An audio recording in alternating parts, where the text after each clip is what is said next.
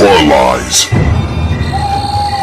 Hey guys, Rob from Georgia here with you. I'm your Wednesday night host here at BodyBags. It is week 365. It is theme week. It's French week. It's Jean Rollin week. Man, what a week too, man. The lineup is just killer. I can't wait to see and hear each and every review as it drops throughout this week. Man, I'm still new to this guy.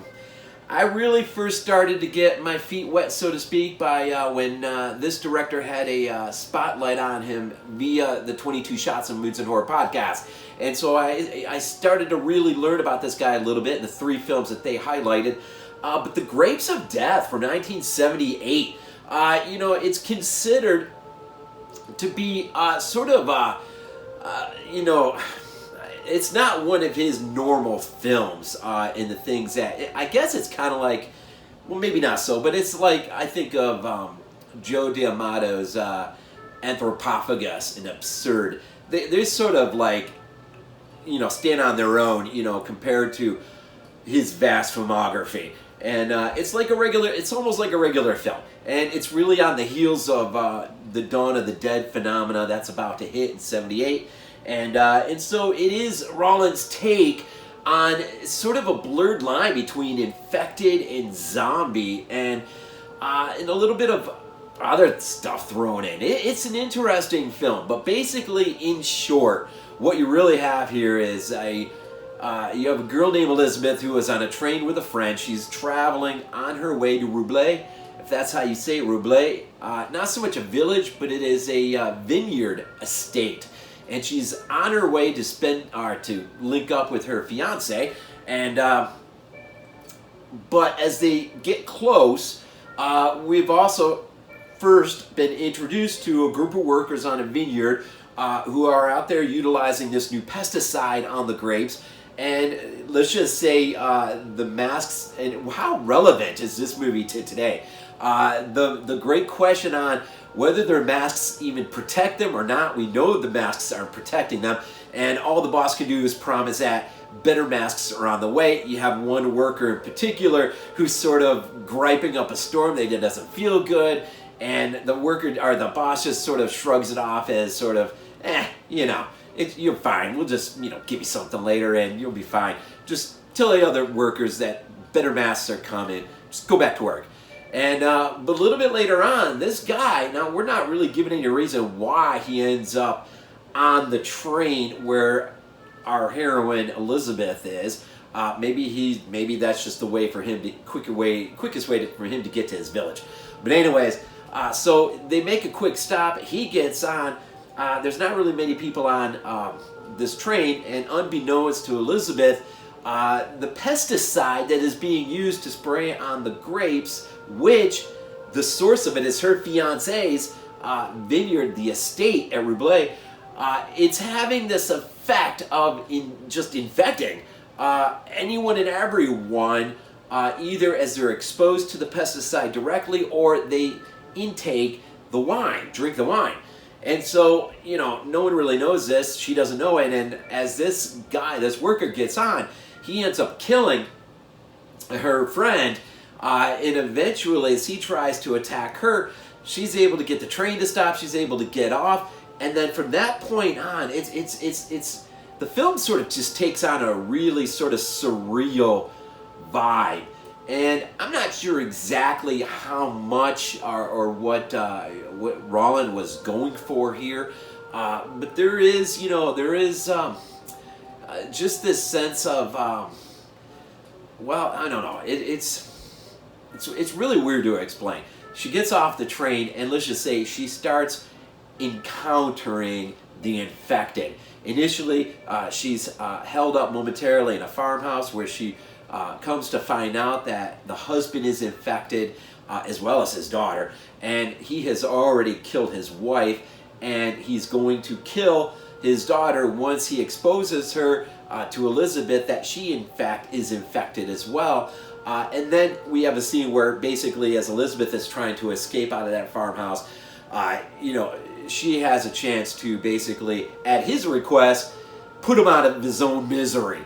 And so you just, it's surreal, it's weird. And then she just continues her travel. Now I will say early on there's a scene where she's sort of running across this bridge, and the heaviness of the mist in the countryside, it does give an air of surrealness, an atmosphere of foreboding that nothing is good. And everywhere she, the villages that she ends up in, it just seems like it's getting worse. The bodies are stacking up. She wanders into one village where it's just like the dead are all strewn all over the place. She ends up encountering a blind girl who's just out there wandering around, not really sure how she got lost from her village. And so Elizabeth then helps her get back to her village, in which, having to basically, short of telling this girl that everyone's dead, and, this poor blind girl doesn't know what's going on, she basically Elizabeth gets befriended by a girl who's held up in this one estate, and you're led to believe that she's all fine. Or is she? They decide, unfortunately, the blind girl ends up coming to her own demise, and as Elizabeth convinces the girl who's basically been protecting her, we need to get out of here, I know where we need to go. They get out there only for the girl to basically toss her off to the mob of infected. And so there it goes on and on and on and on until, in a way, it kind of reminds me of the Hell of the Living Dead.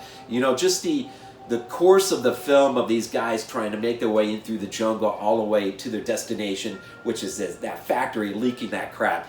Here you're following, wondering, is she ever going to get to the estate? Is she ever going to get to the vineyard where her fiance is? And so really this is the trip. The minute she gets off the train, you're basically just being given, the village by village by village, just a view of the destruction that this wine is having on the population abroad and the surrounding population. And it has all sorts of weird, it may not leave its mark on the outside, it may leave its mark on the inside. So the outside may be beautiful, but in the inside you're rotting, you're become insane, and the people are just turning in on one another. And eventually she'll get to the vineyard, with the help of a couple others, and that's when we'll have finally the great finale, right? What I'll say about this, though, it's really my first real introduction to this director, and I found the film somewhat intriguing. I only watched it one time. I really wasn't feeling that great, so it was a bit of a tough one for me just to kind of get through. But I found it intriguing, and I wonder if Jean if he didn't have the French Revolution somewhere on the back burner as he was making this movie, because there were moments when she's in the village and she's meeting the mob, and the mob is just acting out, having indulged unknowingly in this infection, this wine that's infecting them. There are moments, and even with some of the gore, there are moments I couldn't help to think about the French Revolution. This is a French film. Surely Mr. Rollin has the French Revolution and its history in the back of his mind. But as he's directing this film, does he? And that was the question on my mind, and that really was what was making it even more intriguing to me. So it was an interesting film. I think a lot more could have been done with it. Not sure exactly, but I don't know. It's interesting. It's interesting. In the world of infection / zombie films, there's a few. Children shouldn't play with dead things, and trying to think of the Let Sleeping Corpses Lie. And then in '78 comes The Grapes of Death, so the French jump into it. And I think the way this narrative was supposed to be laid out initially, I think what we ultimately have in this film is somewhat accidental in nature. But you ought to check it out. It's interesting, and just with the idea of what is Jean really trying to communicate here about mankind, about a lot of things. I'm sure there's layers here, and it probably needs more than one viewing. So I'm gonna just say, if you've never seen it, you know, and take into consideration all the reviews this week from this guy, you may not even, I really was not even that exposed to this guy at all until the 22 Shots of Moodz and Horror. And that's when I started to wake up a little bit to this guy. But for, you know, some of you guys out there, this guy may be brand new to you. And so, I mean, you know, taking all the reviews this week as they fall, and maybe, you know, whichever movies, hopefully there's a couple, most intrigue you, take a stab at a few. He's an interesting director, a filmmaker, one who has a penchant for the artistic and creating ambiance and just a sense of dread, I think. And how much of that works in this film, I'll let you be the judge. But I found it intriguing. I found it very, very interesting film. And unfortunately, I just have not been well this last week or so. Just the cold. It's almost out of my system now. But I'm definitely going to revisit this on a better day. But I did find it intriguing. And I will say this, Alfredo Taveri, he's in the makeup department on this.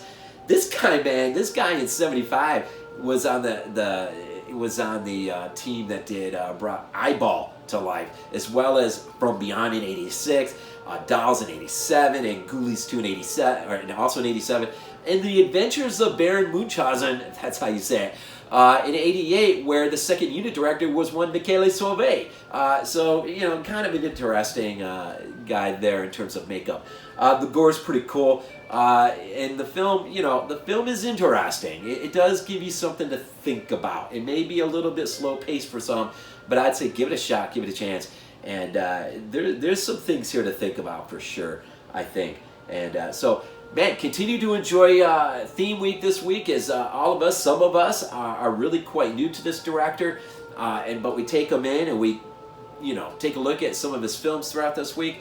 And I really hope maybe this week we'll go some distance and maybe, perhaps, making some of you out there fans of this guy, man. Who knows? Man, but with saying that, man, I'm just going to go ahead and end there, man. And as always, man, enjoy the rest of Theme Week. Go Bills. This is not a dream. Not a dream.